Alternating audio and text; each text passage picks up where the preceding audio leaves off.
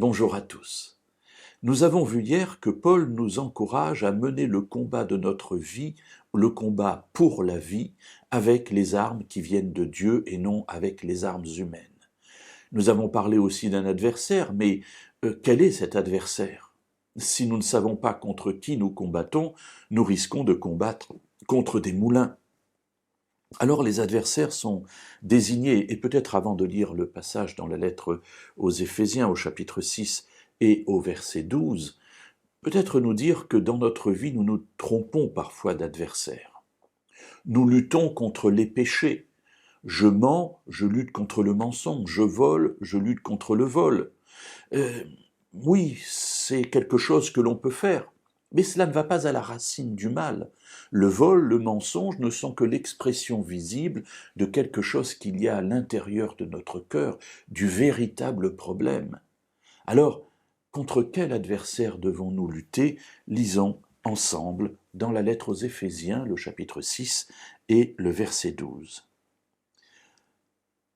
Paul nous dit, verset 11, « Revêtez-vous de toutes les armes de Dieu afin de pouvoir tenir ferme contre les manœuvres du diable, car nous n'avons pas à lutter contre la chair et le sang, mais contre les principautés, contre les pouvoirs, contre les dominateurs des ténèbres d'ici-bas, contre les esprits du mal dans les lieux célestes. » Alors voilà l'adversaire, il est nommé le diable, le diviseur, et puis il est développé dans la pensée de Paul, les principautés, les pouvoirs, les dominateurs des ténèbres, les esprits du mal dans les lieux célestes.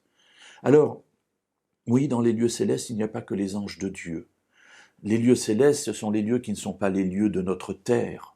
Eh bien oui, autour de nous, il y a des anges, de bons anges qui sont là pour nous aider. J'ai déjà eu l'occasion d'en parler à plusieurs reprises, mais aussi des mauvais anges qui sont là afin de nous faire tomber. Et ils sont envoyés par le diable, par l'adversaire.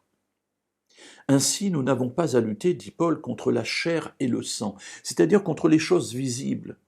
Nous ne sommes pas là pour lutter pour envahir tel ou tel pays, nous ne sommes pas là pour lutter pour avoir tel ou tel héritage parce que nous voulons cet argent. Non, mes amis, toutes ces choses, ce sont des choses de la chair et du sang, c'est-à-dire du monde terrestre, c'est-à-dire du monde pécheur.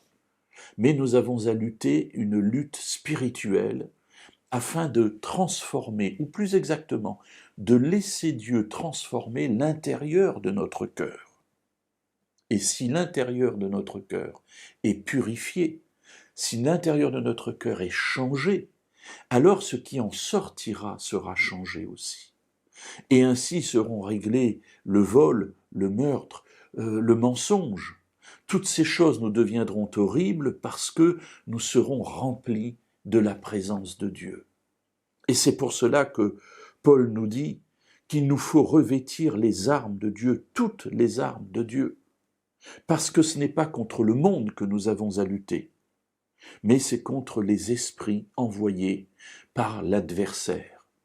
Alors, mes amis, nous comprenons évidemment immédiatement qu'il nous faut des armes spéciales. Ce n'est pas avec un pistolet qu'on va pouvoir lutter contre des esprits mauvais. Alors nous verrons dans les jours suivants ce que Paul nous propose.